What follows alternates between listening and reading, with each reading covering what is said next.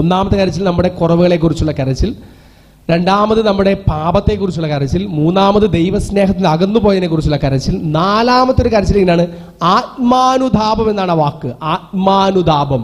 ആത്മാനുതാപം എന്ന് പറഞ്ഞാൽ എൻ്റെ ചുറ്റുപാടുമുള്ള മനുഷ്യരുടെ ജീവിതത്തെ ഞാൻ കണ്ട് ദൈവത്തിന് മുമ്പിൽ ഞാൻ നടത്തുന്ന ഒരു കരച്ചിൽ എന്ന് പറഞ്ഞിട്ട് അതിനെയാണ് പറയാ.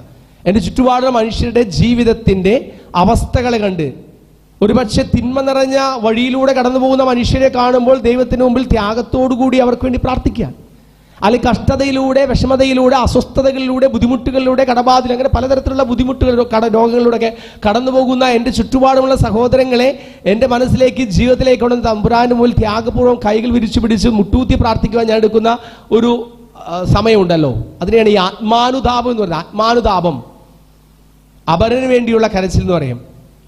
ഈ ഒരു മനസ്സലിവിൽ ദൈവത്തിന്റെ മുഖം സ്വന്തമായിട്ടുള്ളവർക്കാണ് ദൈവിക കരുണ ഉള്ളിലേക്ക് നിറയുമ്പോഴാണ് എനിക്കൊക്കെ അപരന് വേണ്ടി കൈകൾ വിരിച്ചു പിടിച്ച് പ്രാർത്ഥിക്കാൻ സാധിക്കുള്ളൂ. അല്ലെങ്കിൽ നിങ്ങൾ സ്വയം ആത്മശോധന ചെയ്തു നോക്കുക.